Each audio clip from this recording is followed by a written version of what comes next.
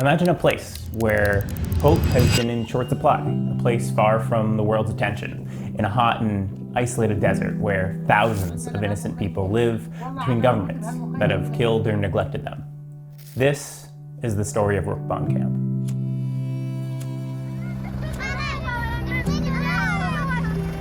Rukban Camp came into existence in 2014, a haven for Syrians fleeing shelling, chemical weapons, and detention by the Assad regime.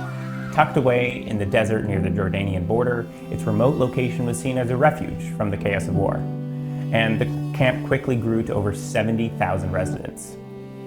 At its heart, Rukban was a symbol of resilience.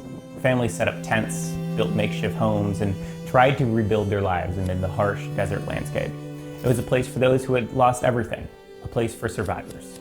But this sanctuary quickly turned into an open-air prison. The harsh desert conditions made life unbearable, causing shortages of food, water, and medicine. Assad views Rukban residents as a group that threatens his regime. It's because of this that he quickly began blocking humanitarian aid.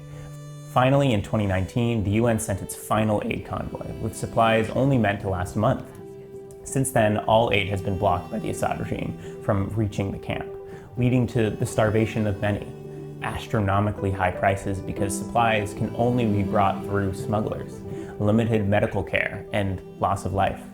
As a result, many have been forced to return to regime-held areas where they have risked imprisonment, torture, and even death. While this was all happening, the Syrian Emergency Task Force, an American NGO based in Washington, D.C., was exhausting every option to deliver aid into Rukban Camp.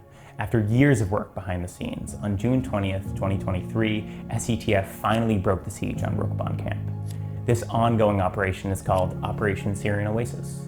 SETF used a US military program called the Denton Program to successfully break the siege. The Denton Program allows private US citizens and organizations to use space available on US military cargo planes to transport humanitarian goods to countries in need. These supplies for Rukban Camp are first delivered by SETF to the Ain al-Assad Air Base, an encampment of Iraqi armed forces located in the Al-Anbar Governorate, and then shipped to the US Al-Tanf garrison on an available space basis. Once at the Al-Tanf garrison, SETF staff members on the ground distribute the aid to the camp's civilians. Since its beginning, Rukban Camp has always relied on outside aid because of the isolated, harsh desert conditions. SETF aims to make the camp self-sufficient with these deliveries, reigniting hope and giving these people a future that is other than the Assad regime. The first delivery consisted largely of seeds, fertilizer, and irrigation equipment. Growing and harvesting their own food means they won't need to rely on smuggled food or aid packages anymore. The shipment also included whiteboards and school supplies for the over 1,700 kids in Rukban Camp. On June 28, 2023, SETF successfully completed its second delivery of the same supplies. On September 1st, SETF distributed its third major shipment. In this shipment, there's cooking oil, milk for 1 to 3-year-olds, prenatal vitamins, and school books for grades preschool to 9th grade. This is the first time in 4 years that children and teachers will each individually receive school books.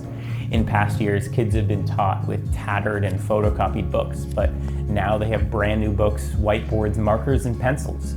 Most of these kids have never received any formal education, but these deliveries finally give them a chance. These books were donated by another organization, Global Justice. Once they heard what SETF was doing, they immediately stepped up to the plate, becoming a partner and giving these kids of Rukban a chance again. But SETF is not done yet. In the coming months, there will be more shipments of books, food, healthcare supplies, and so much more.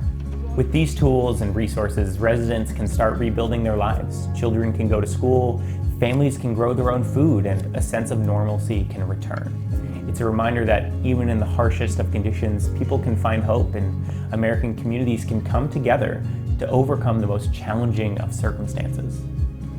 مخيم ركبان نحيي اللفتة الكريمة من منظمة سوريا للطوارئ التي أحيت هذه المنطقة بدعمها الصحي والتعليم والأغذية التي ستقدمها هذه المنظمة.